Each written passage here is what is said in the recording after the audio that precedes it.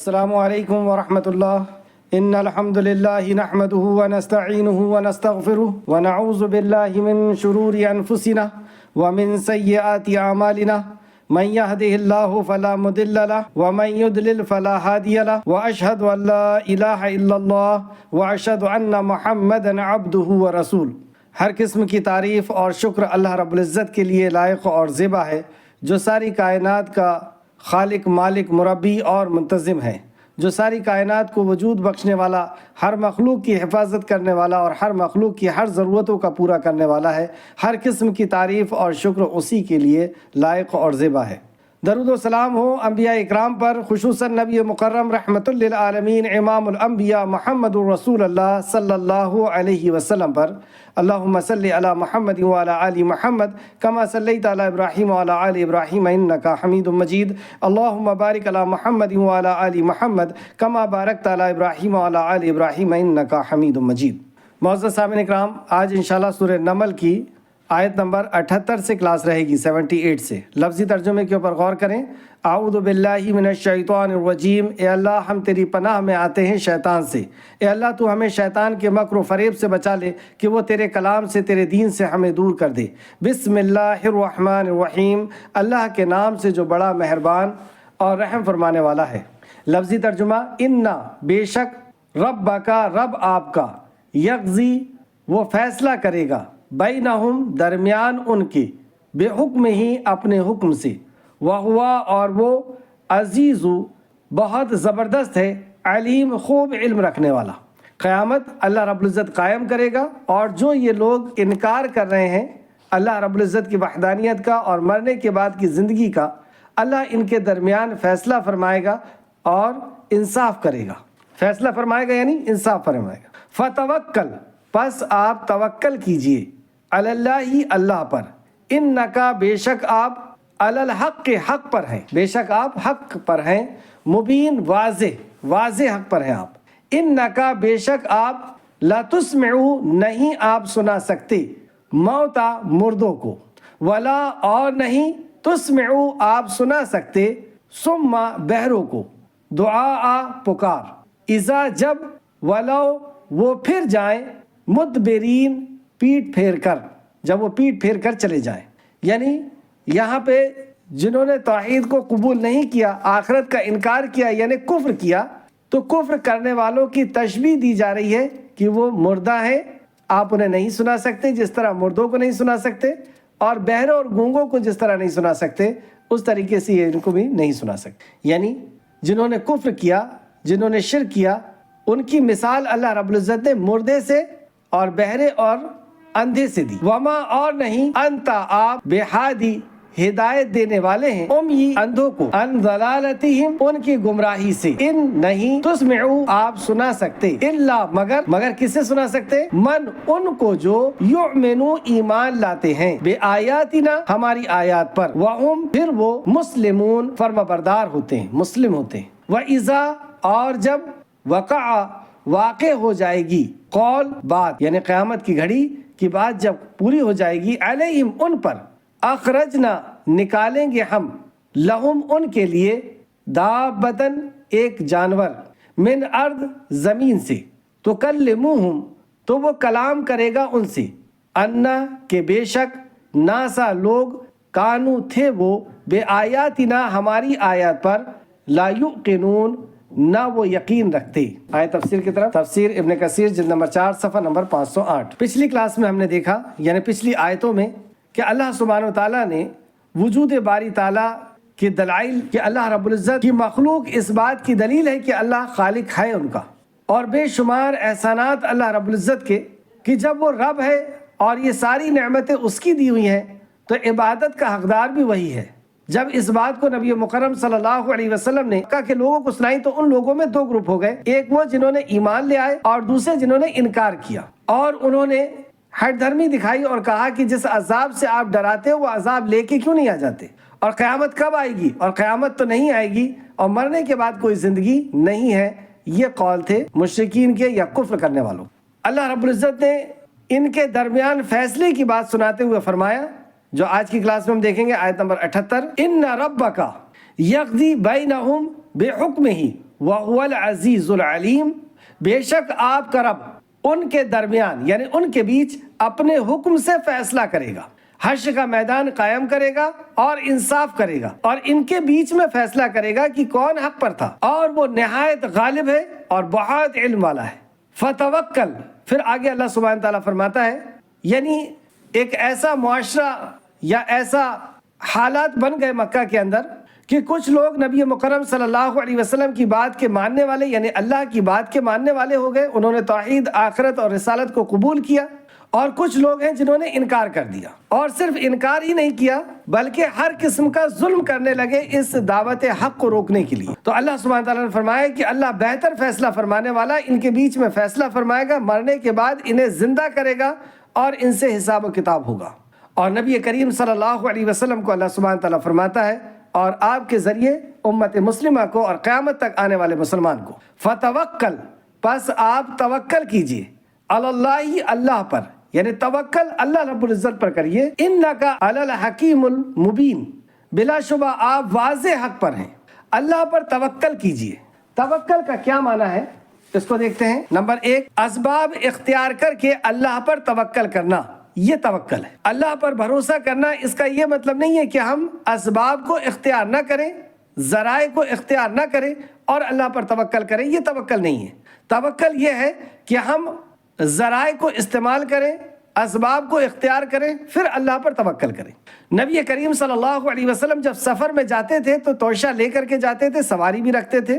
جب آپ جنگ میں جایا کرتے تھے تو زرہ پہنتے تھے، یعنی ذرائع کو استعمال کرتے تھے اور توکل رکھتے تھے۔ ایک صحابی نبی مکرم کے پاس آتے ہیں، کہتے ہیں یا رسول اللہ، اونٹ کو باندھ کر کے اللہ پر یقین رکھوں، توکل کروں، بھروسہ کروں، یا اونٹ کو کھلا چھوڑ کر کے اللہ پہ بھروسہ کروں؟ تو نبی کریم صلی اللہ علیہ وسلم نے فرمایا اونٹ کو باندھ اور اللہ پہ بھروسہ کر، یعنی کھانا کھا کر، پانی پی کر اللہ پر توکل رکھنا ہے کہ وہ چاہے گا تو اس سے انرجی ملے گی، اس سے توانائی، اس سے طاقت ملے گی، اور اگر اللہ نہیں چاہے گا تو اس اسباب سے کچھ ہونے والا نہیں۔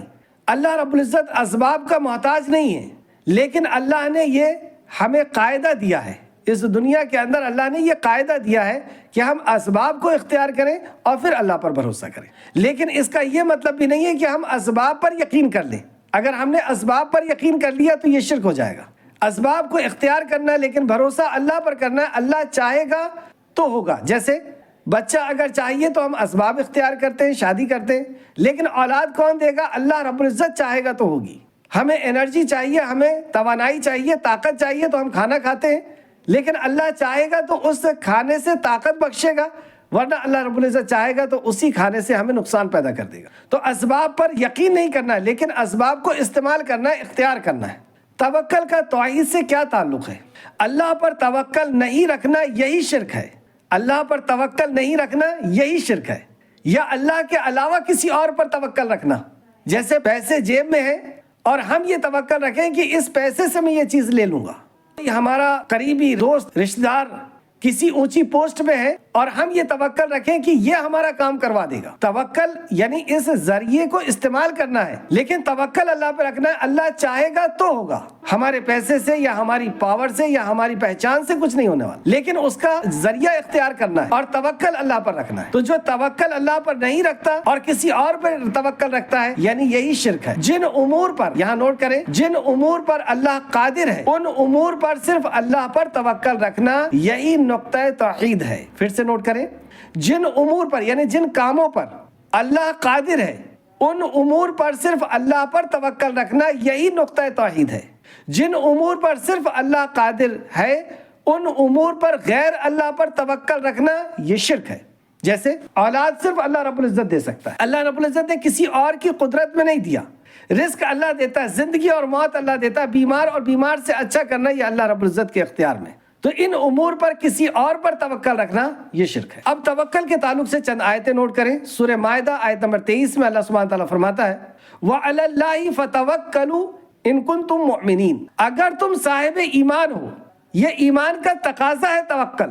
اللہ فرماتا ہے وَعَلَى اللَّهِ فَتَوَكَّلْ إِن كُنتُم مُؤْمِنِينَ، اگر تم مومن ہو تو صاحب ایمان ہو تو صرف اللہ پر توکل رکھو، یعنی صاحب ایمان صرف اللہ پر توکل رکھتا ہے۔ اللہ چاہے گا تو ہوگا اور اللہ نہیں چاہے گا تو نہیں ہوگا، نہ جادو کرنے والے کی جادو سے کچھ ہو سکتا ہے، نہ نظر بد سے کچھ ہو سکتا ہے، نہ کسی انسان سے، نہ کسی جانور سے، نہ کسی فرشتے سے، نہ کسی نبی، نہ کسی ولی۔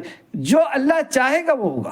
اسی طریقے سے سورہ انفال آیت نمبر 2 کے اندر اللہ سبحانہ تعالیٰ نے فرمایا صحیح معنوں میں اہل ایمان تو وہ ہیں، یعنی حقیقت میں ایمان والے تو وہ ہیں جن کے دل اللہ کے ذکر سے لرز جاتے۔ اللہ کا جب ذکر ہوتا ہے، اللہ کے جب احکامات آتے ہیں، اللہ کا حکم آتا ہے، اللہ کے اوامر اور نواہی آتے ہیں، وہ ڈر جاتے ہیں، کانپ جاتے ہیں۔ اور جب ان پر اللہ کی آیتیں تلاوت کی جاتی ہیں تو ان کے ایمان میں اضافہ ہوتا ہے۔ اللہ کی آیتوں کو سن کر کے ان کے ایمان میں اضافہ ہوتا ہے اور وہ اپنے رب پر توکل کرتے ہیں۔ یہ ایمان والوں کی صفت اللہ سبحانہ تعالیٰ نے فرمائی کہ وہ اللہ رب العزت کے احکام کو سن کر کے کانپ جاتے ہیں، ڈر جاتے ہیں کہ ہمیں اللہ کے پیغام کو عمل کرنا ہے۔ اور اللہ کی آیتیں جب پڑھی جاتی ہیں تو ان کے ایمان میں اضافہ ہوتا ہے۔ اس سے پتہ چلا کہ ایمان کم اور زیادہ ہوتا ہے، اور ایمان بڑھتا کس چیز سے؟ اللہ کے کلام سے۔ اور تیسری بات یہ پتہ چلی کہ مومن جو ہوتے ہیں وہ اللہ پر کامل یقین رکھنے والے، جس قدر رحمان کی فرمانبرداری کریں گے اس قدر ہمارا ایمان بڑھے گا، اور جس قدر شیطان کی پیروی کریں گے اتنا ایمان ہمارا گھٹے گا۔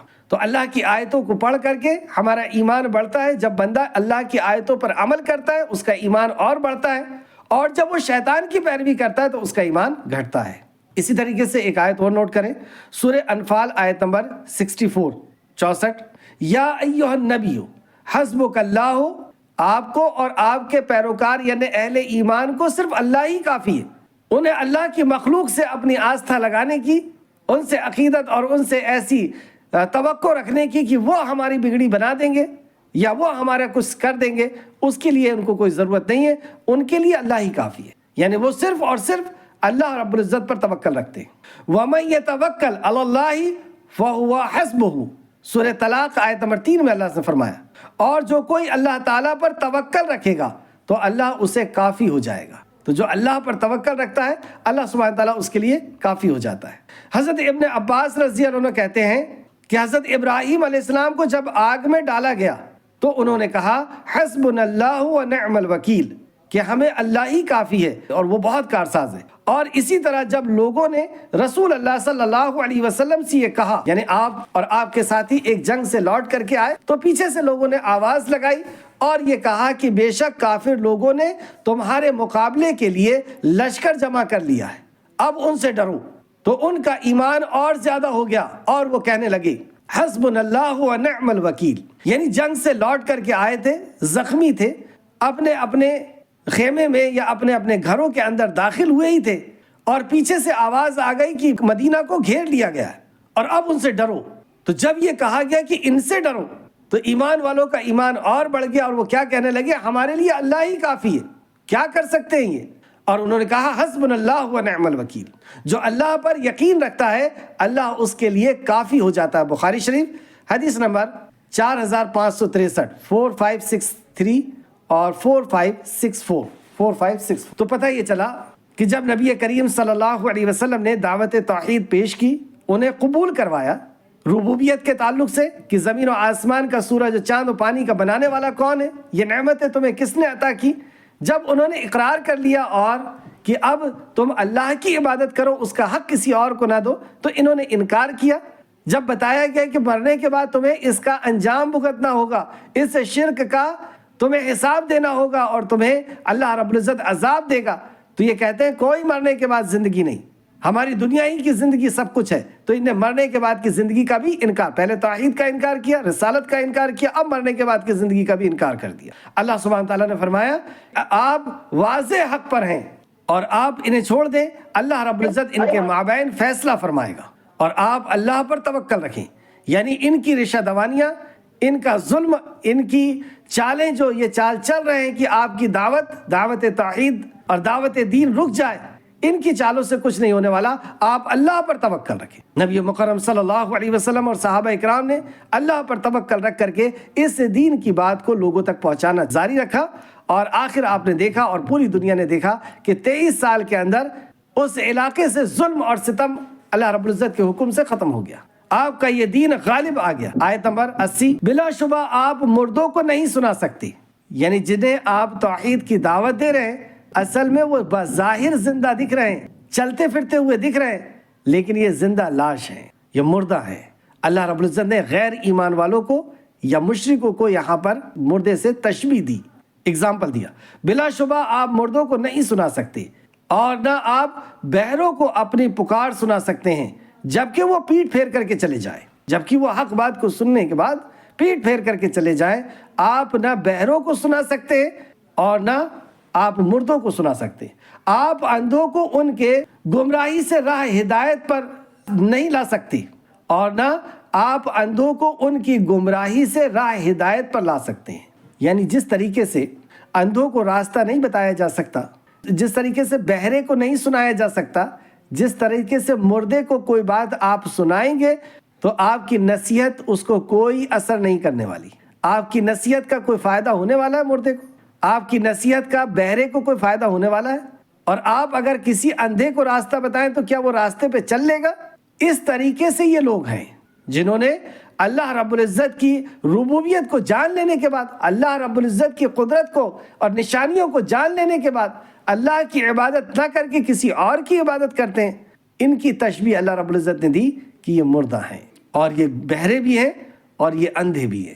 آپ کتنا ہی ان کو بول دیں، آپ کتنا ہی اللہ کے کلام اور آپ کا فرمان یعنی رسول مکرم صلی اللہ علیہ وسلم کا فرمان انہیں سنا دیں، یہ مردے کی طرح ہے، یہ بہرے کی طرح ہے، یہ اندھے کی طرح ہے، انہیں آپ کی نصیحت کوئی فائدہ نہیں دے گی۔ یہاں پر ہم اپنا محاسبہ کریں کہ کیا اللہ کا کلام، نبی کا فرمان ہمارے لیے نصیحت اور عبرت بن گیا ہے کہ ہم نے اللہ کے کلام اور نبی کے فرمان کو سن کر کے اس پہ عمل کرنا شروع کر دیا ہے، یا ہم بھی ویسے ہی ہیں کہ بہرے کی طرح ہیں کہ سنا ہے لیکن ہمیں ہمارے دل تک وہ بات نہیں پہنچی، یعنی دل کی آنکھیں اندھی ہیں اور دل بہرا ہے کہ وہ نہیں سن رہا، اور دل مردہ ہے کہ اسے کوئی بات اثر نہیں کر رہی۔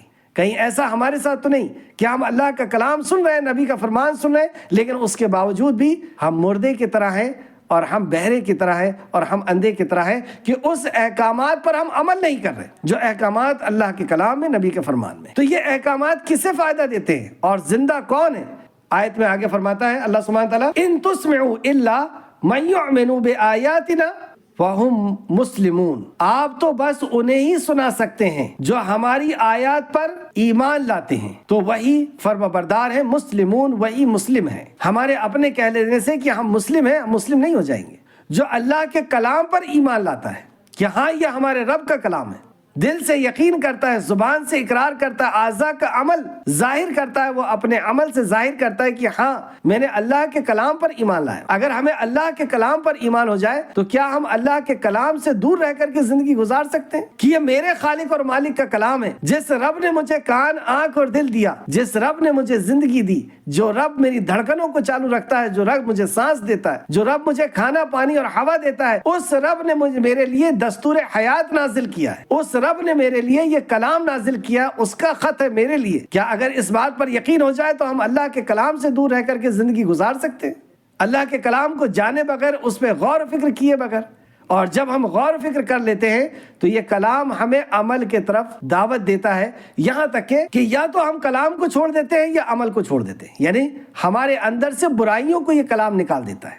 یہ تاثیر ہے اللہ کے کلام میں کہ جب ہم کلام پہ غور و فکر کرتے ہیں تو ہمارے اندر سے برائیاں نکلنا شروع ہو جاتی ہیں، یا تو پھر ہم قرآن کو چھوڑ دیتے ہیں۔ اللہ رب العزت نے فرمایا نا، شہر رمضان الذی انزل فیہ القرآن ھدی للناس، یہ ہدایت ہے لوگوں کے لیے۔ تو جب ہم اس پر ایمان لے آتے ہیں کہ ہاں یہ اللہ کا کلام ہے تو وہ شخص جو ہے اس پر عمل کرنے والا بن جاتا ہے، مسلم بن جاتا ہے۔ اور جو ایمان نہیں لاتا، اللہ کی وحدانیت پر ایمان نہیں لاتا، نبی مکرم صلی اللہ علیہ وسلم کی رسالت پر ایمان نہیں لاتا، مرنے کے بعد کی زندگی پر ایمان نہیں لاتا، تو ایسے شخص کو اگر آپ کتنا ہی قرآن سنا دیں، وہ مردے کی طرح ہے، وہ بہرے کی طرح ہے اور وہ اندھے کی طرح ہے، کچھ بھی اس کو فائدہ ہونے والا نہیں ہے۔ فائدہ کس کو ہوگا؟ جو ایمان لے کر کے آئے گا وہ پھر مسلم بن جائے گا۔ سبحان اللہ، اللہ ہم سب کو مسلم بنا، ہم سب کو اللہ تیرے کلام پر ایمان عطا فرما دے۔ آیت نمبر 82، اور جب ان پر بات پوری ہو جائے گی، یعنی قرب قیامت کی بات جب ان پر پوری ہو جائے گی، قیامت کہ آنے کی بات جب ان پر پوری ہو جائے گی تو ہم ان کے لیے زمین سے ایک جانور نکالیں گے، دابتم من الارض، دابت الارض نکلے گا، زمین سے ایک جانور نکلے گا، وہ ان سے کلام کرے گا کہ بے شک یہ لوگ ہماری آیت پر یقین نہیں رکھتے تھے۔ وہ ان کے درمیان یعنی کہ تفریق کرے گا، کہ یہ لوگ ایمان والے ہیں اور یہ لوگ ایمان والے نہیں ہیں. جیسا کہ فرمایا وہ جانور نکلے گا اور ان سے کلام کرے گا. ایک تو زمین سے، جانور کہاں سے نکلتا ہے؟ اس کی ماں کے پیٹ سے، لیکن یہ جانور اللہ رب العزت زمین سے سیدھے نکالے گا. اور دوسرا کہ یہ انسان سے بات بھی کرے گا. اور تیسرا کہ بے شک یہ لوگ ہماری آیت پر یقین نہیں رکھتے تھے. کلام کرے گا کہ بے شک یہ لوگ ہماری آیت پر یقین نہیں رکھتے تھے. اس تعلق سے کہ دابت الارض کب خروج کیا جائے گا، کب نکالا جائے گا دابت الارض کو، اور دوسری بات یہ کہ دابت الارض نکل کر کیا کرے گا، اس تعلق سے دیکھیں تفسیر ابن کثیر صفحہ نمبر 509. زمین سے ایک جانور کا نکلنا. آخری زمانے میں یہ جانور اس وقت نکلے گا جب لوگ خراب ہو جائیں گے. لوگ خراب ہو جائیں گے سے مراد کیا؟ اللہ تعالیٰ کے احکام کو بدل دیں گے، اللہ کے حکموں کو بدل دیں گے. یعنی اللہ نے کچھ کہا ہے کرنے کا اور دین کا نام لے کر کے کچھ اور کر رہے ہیں. دین کو بدل دیا اور دین حق میں تبدیلی کر دیں گے. دین حق میں تبدیلی کر دیں گے، بدل دیں گے. اس وقت اللہ تعالیٰ زمین سے ان کے لیے ایک جانور نکالے گا. ایک قول کے مطابق یہ جانور مکہ سے اور دوسرے قول کے مطابق یہ کسی اور زمین سے نکلے گا. آپ صلی اللہ علیہ وسلم نے فرمایا قیامت اس وقت تک قائم نہ ہوگی جب تک تم 10 نشانیاں نہ دیکھ لو. پہلی، مغرب سے سورج کا طلوع ہونا. یعنی قیامت اس وقت تک قائم نہیں ہوگی جب تک یہ 10 نشانیاں پوری نہیں ہو جاتی، یہ 10 علامتیں یا 10 پیشن گوئی پوری نہیں ہو جاتی. پہلا، مغرب سے سورج کا طلوع ہونا، مغرب سے سورج کا نکلنا. دوسرا، دھواں، دنیا میں دھواں چھانے لگے گا. زمین کا جانور کا نکلنا. تیسرا، زمین کے جانور کا نکلنا. چوتھا، یاجوج اور ماجوج کا خروج، یاجوج اور ماجوج کا نکلنا، جس کو ایک دیوار کے پیچھے ذوالقرنین نے قید کروا دیا ہے. پانچواں، عیسیٰ ابن مریم کا خروج، عیسیٰ ابن مریم کا آسمان سے پھر سے دنیا میں آ جانا. چھٹواں، دجال، ایک ایسا جھوٹا شخص جو نبوت کا دعویٰ کرے گا اور بعد میں اپنے آپ کو رب ہونے کا دعویٰ کرے گا. اللہ رب العزت اسے بہت سی نشانیاں دے کر کے اور بہت کچھ پاور دے کر کے اللہ رب العزت اس کو دنیا میں لوگوں کے اگزام کے لیے بھیجے گا. تو چھٹواں، جب دجال نکلے گا تو زمین کے دھسنے کے 3 واقعات ہوں گے. ساتواں، مغرب میں زمین میں دھسنے کا واقعہ، مغرب کی طرف زمین دھسے گی. آٹھواں، مشرق میں زمین میں دھسنے کا واقعہ. نوواں، جزیرہ عرب میں زمین میں دھسنے کا واقعہ. اور 10واں، ایک آگ جو لوگوں کو خاک کر لے جائے گی. ایک آگ نکلے گی اور وہ آگ سے لوگ بچنے کے لیے کہیں دوسرے کی طرف جا رہے ہیں اور وہ آگ بھی ان کا پیچھا کرتے ہوئے جائے گی.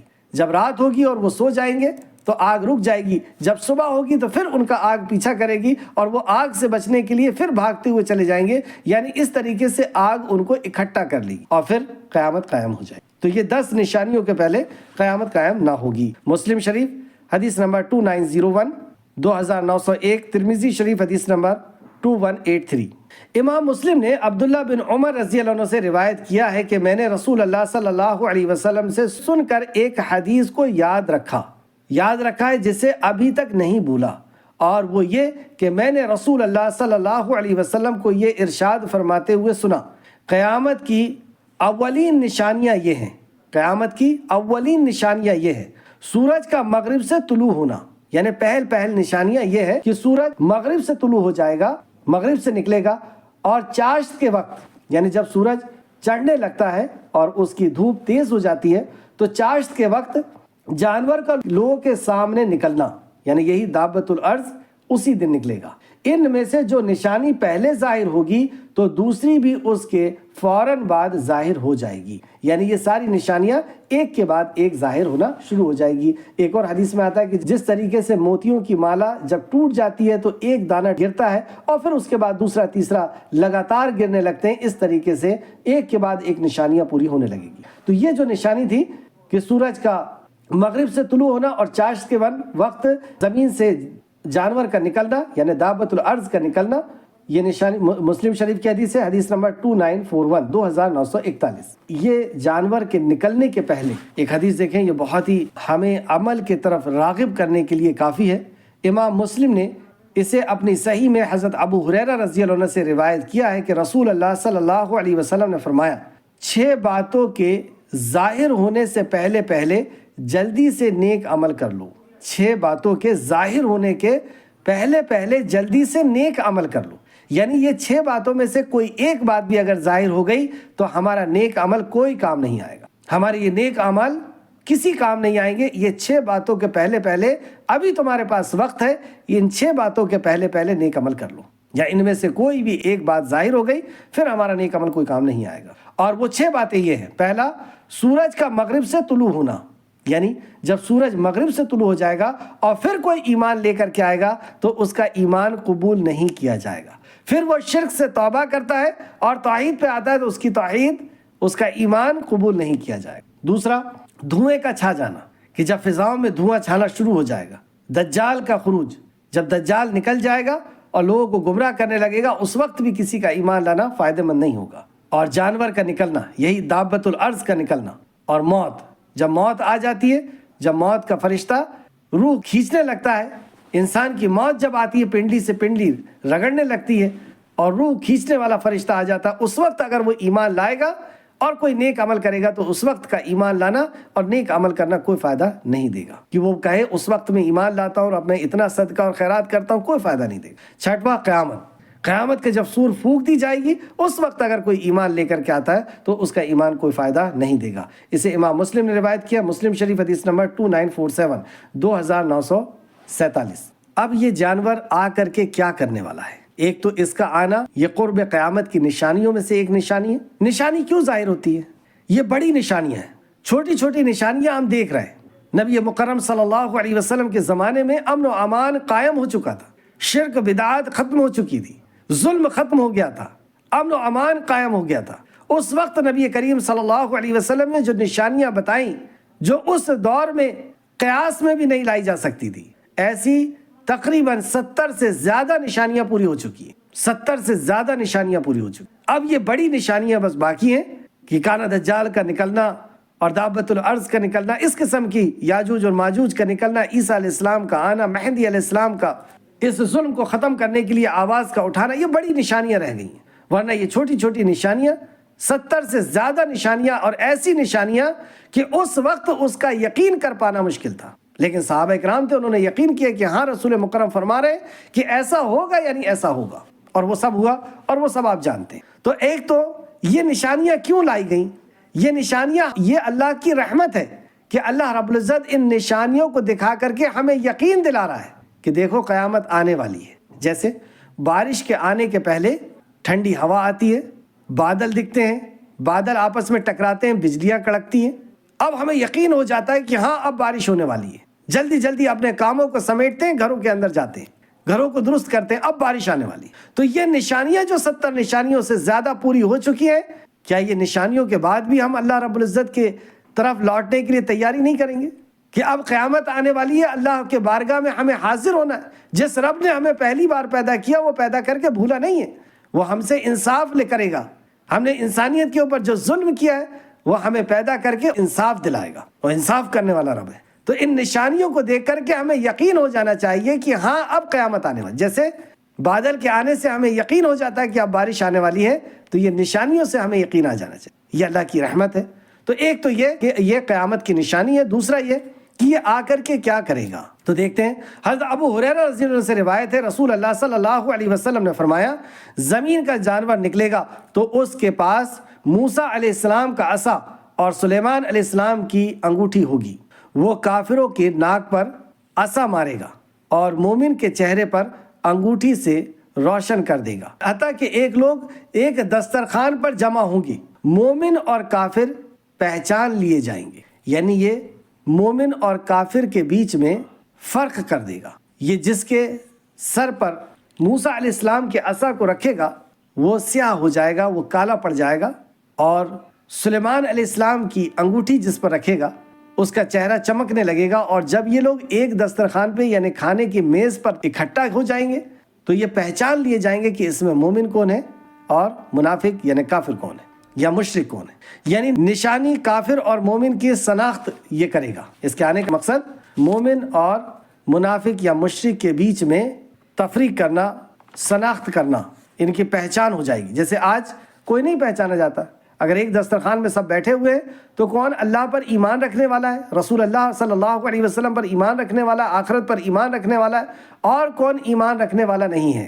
صرف زبانی اور کلامی اس کی بات چل رہی ہے، ہم نہیں پہچان پاتے، لیکن اس کے آنے کے بعد یہ پہچان لیے جائیں۔ اور ویسے بھی اس کے بعد ایمان لانا کسی کا کوئی فائدہ مند نہیں ہوگا، جیسے کہ حدیث میں ہم نے پڑھا ہے۔ یہ حدیث کا نمبر بھی نوٹ کر لیں، مسند ابو داؤد حدیث نمبر 293 292، مسند احمد جلد نمبر 2 صفحہ نمبر 295 295۔ علامہ البانی نے اس حدیث کو ضعیف کہا ہے، سلسلۃ الضعیف جلد نمبر 3 اور صفحہ نمبر 233 اور حدیث نمبر 1108۔ اس حدیث کو علامہ البانی نے منکر کہا ہے۔ آیت نمبر 83، اور جس دن ہم ہر امت میں سے ایک گروہ اکٹھا کریں گے۔ اب یہاں پہ بات ہو رہی ہے، قیامت ہو گئی، حشر کا میدان، اور حشر کے میدان میں اللہ رب العزت ساری امتوں کو اکٹھا کرنے والا ہے، اور ان میں سے کچھ لوگوں کو الگ کر رہا ہے۔ اللہ فرماتا ہے، اور جس دن ہم ہر امت میں سے ایک گروہ کو اکٹھا کریں گے۔ تو یہ گروہ کون سا ہے جو اکٹھا کیا جا رہا ہے، الگ کیا جا رہا ہے؟ جو ہماری آیت کو جھٹلاتے تھے، جو ہماری آیت کا انکار کرتے تھے، جھٹلاتے تھے۔ اللہ کی آیت سے کیا مراد ہے؟ اللہ کی آیت سے اللہ کے احکامات جو اللہ رب العزت نے اپنے کلام میں نازل فرمایا ہے، جو نبی مکرم صلی اللہ علیہ وسلم کے ذریعے سے پہنچایا ہے۔ تو اللہ رب العزت نے جو احکامات پہنچائے اس میں سب سے اہم احکام کیا ہے؟ توحید، رسالت، آخرت۔ تو سب سے بڑا احکام توحید۔ تو جنہوں نے اللہ کے احکام کو جھٹلایا، اب سنیں، جو ہماری آیت کو جھٹلاتے ہیں، پھر ان کی درجہ بندی کی جائے گی، ان کو الگ الگ کیا جائے گا۔ تو یعنی ہر قوم میں اللہ رب العزت نے اپنا احکام، اپنی کتاب پہنچایا ہے، اپنے فرمان پہنچایا ہے، اور ہر دور میں ایسے لوگ ہوئے ہیں جنہوں نے نبی کی بات کا انکار کیا، ہنسی اور مذاق سمجھا، اور دنیا کی زندگی کو سب کچھ سمجھا۔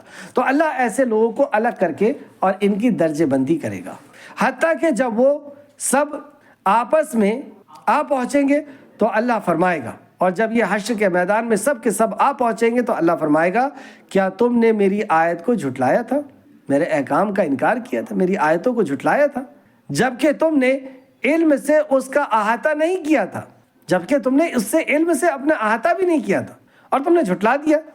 یا تم کیا کر رہے تھے، کیا عمل کر رہے تھے؟ اللہ کی آیت کا انکار کر کے اپنی مرضی کی زندگی، اپنے باپ دادا کی اور اپنے معاشرے کی اور ہر کسی کو خوش کرنے میں تم لگے ہوئے تھے، اور اللہ کی آیتوں کا تم نے انکار کیا تھا۔ اللہ رب العزت ان سے باز پرس کر رہا ہے، یعنی ان کی سرزنش ہو رہی ہے، یعنی قرآن کے منکر لوگوں کو اللہ ذلیل اور رسوا کرے گا کہ تم نے آخرت کا انکار کیا تھا اور اس پہ غور فکر نہیں کیا تھا، اور ان کو جہنم کی وعید سنائی جا رہی ہے۔ آیت نمبر 85 میں دیکھیں، اور ان کے ظلم کی وجہ سے ان پر بات پوری ہو جائے گی، یعنی ان پہ عذاب کی اور اللہ کی وعید کی بات پوری ہو جائے گی، تو وہ کچھ بھی نہیں بول سکیں گی۔ اس دن وہ کچھ نہیں بول سکیں، کیونکہ ان کے جرم کی وجہ سے ان کو سزا دی جائے گی کہ تم نے والدین کے ساتھ، ماں باپ کے ساتھ یہ کیا تھا، ان کے بڑھاپے میں تم نے ان کو جو ہے تکلیف پہنچائی تھی، یا پڑوسیوں کے ساتھ تم نے یہ کیا تھا، رشتہ داروں کے ساتھ تم نے یہ کیا تھا، گراہک کے ساتھ تم نے یہ کیا تھا۔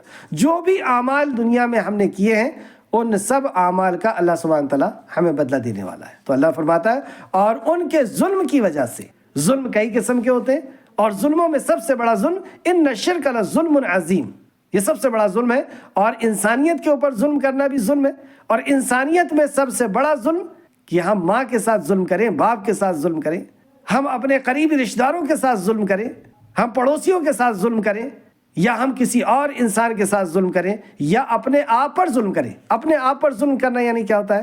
اپنے آپ پر ظلم کرنا یعنی اللہ کی نافرمانی کرنا، کیونکہ جب ہم کوئی نافرمانی کرتے ہیں تو وہ نافرمانی کی مصیبت ہمارے ہی اوپر آتی ہے، اس لیے اس کو کہا گیا کہ اپنی جان پر ظلم نہ کرو۔ تو جنہوں نے ظلم کیا ہے، اللہ رب العزت ظلم نہیں کرے گا حشر کے میدان میں کہ کسی کو اٹھا کر کے جہنم میں ڈال دے گا۔ انسان نے جو ظلم کیا ہے اس کا بدلہ اسے دیا جائے گا، اور وہاں پہ فَمَن يَعْمَلْ مِثْقَالَ ذَرَّةٍ شَرًّا يَرَهُ، جس نے ذرہ برابر بھی نیکی کی ہوگی وہ اپنی نیکی کو دیکھے گا، اور جس نے ذرہ برابر بھی بدی کی ہوگی وہ اپنی بدی کو دیکھے گا۔ تو اللہ فرماتا ہے، اور ان کے ظلم کی وجہ سے ان پر بات پوری ہو جائے گی، یعنی وعدہ عذاب کا ان پر پورا ہو جائے گا، تو وہ کچھ بھی نہیں بول سکیں گے، کیونکہ انہوں نے ہی کیا ہے۔ اب وہ کیا بول سکیں گے؟ کیا انہوں نے نہیں دیکھا کہ ہم نے رات بنائی تاکہ وہ اس میں آرام و سکون اختیار کرے، اور دن کو روشن بنایا، بلا شبہ اس میں انہی لوگوں کے لیے نشانیاں ہیں جو ایمان لاتے۔ یہاں پہ اللہ رب العزت اپنی ایک اور قدرت کا ذکر کرتا ہے کہ تم نے یہ نہیں دیکھا کہ اس اسپیس کے اندر ایک زمین کا گولا اڑ رہا ہے اور کیسے اللہ رب العزت دن اور رات کو لے کر کے آ رہا ہے، اور اس کے دن اور رات کے آنے میں کوئی بھی بیجا پن یعنی کوئی بھی وقت کے اندر اور اس کے طلوع اور غروب ہونے کے اندر تم کوئی بھی کمی اور بیشی نہیں دیکھتے ہو۔ یہ بہت بڑی اللہ سبحانہ تعالیٰ کی نشانی ہے کہ رات بنائی جس میں ہم آرام کرتے ہیں، اپنی تھکان دور ہوتی ہے، اور دن بنائے جس میں دنیاوی کام کو ہم انجام دیتے ہیں، اور یہ وقت کے حساب سے اللہ رب العزت اس کو طلوع اور غروب کر رہا ہے۔ لیکن اتنی بڑی نشانی بھی دیکھنے کے بعد انسان یہ سمجھ رہا ہے کہ یہ دنیا اپنے آپ بن گئی ہے، اپنے آپ چل رہی ہے، اور ہم دنیا میں آئے ہیں، جئیں گے، کھائیں گے، پیئیں گے اور مر جائیں گے، اور کچھ نہیں ہونا ہے۔ اللہ رب العزت نے بے فائدہ بے مقصد نہیں پیدا کیا اسے، اور اللہ نے کسی بھی چیز کو بے فائدہ اور بے مقصد پیدا نہیں کیا۔ آپ ایک گھاس کے تنکے سے لے کر کے بلند آسمان تک، چیٹی سے لے کر کے ہاتھی تک، کسی کے اوپر بھی ریسرچ کر کے دیکھ لیجئے، ہر مخلوق کسی نہ کسی مقصد سے پیدا کی گئی، اور آخر میں آ کر کے یہ ساری مخلوق حضرت انسان کے لیے پیدا کی گئی ہے، انسان کی خدمت کے لیے پیدا کی ہے۔ تو انسان کو کیوں پیدا کیا اللہ رب العزت؟ انسان کو اللہ نے ایگزام کے لیے پیدا کیا ہے، اسے عمل کی آزادی دے دیا اور اپنا قانون دے دیا، عمل کی آزادی دے دیا اور اپنا قانون دے دیا کہ تم جو چاہو وہ کرو۔ اللہ سبحانہ تعالیٰ قرآن کے اندر ایک مقام پر کئی قسمیں کھا کے، تقریباً 13 قسمیں کھا کر کے اللہ رب العزت فرماتا ہے کہ میں نے انسان کو صحیح اور غلط کی تمیز دی، یعنی اللہ رب العزت نے عمل کی آزادی بھی دے دی اور عقل بھی دے دی کہ یہ صحیح ہے، یہ غلط ہے، اپنا قانون بھی دے دیا، اپنی شریعت بھی دے دیا انبیاء علیہ السلام کے ذریعے سے۔ اللہ فرماتا ہے کہ اب جس نے اپنے آپ کو اپنے صحیح پہ کھڑا کیا بس وہ کامیاب ہو گیا، اور جس نے اپنے آپ کو اپنے غلط پہ کھڑا کیا وہ ناکام۔ تو یہ اتنی بڑی نشانی دیکھنے کے باوجود بھی جو واقعی مردہ ہے یا اندھا ہے اور یا بہرا ہے، اسی کے لیے ایسی نصیحتیں کوئی فائدہ نہیں دیتی۔ آخر آیت آج کی کلاس کی آیت نمبر 86، ہم نے رات بنائی تاکہ وہ اس میں آرام و سکون کرے، اور دن کو روشن بنایا، بلا شبہ اس میں ان لوگوں کے لیے نشانیاں ہیں جو ایمان لاتے۔ آخر میں اللہ رب العزت سے دعا ہے کہ خالق مالک ہم کو اپنے کلام پر ایمان لانے کی اللہ ہمیں توفیق عطا فرما، جب تک ہمیں زندہ رکھ، ایمان، اخلاص اور عمل صالح کے ساتھ ہمیں زندہ رکھ، ہمارا خاتمہ بالخیر فرما، اور نیکوکاروں کے ساتھ ہمارا شمار فرما دے، آمین یا رب العالمین۔ السلام علیکم ورحمۃ اللہ وبرکاتہ۔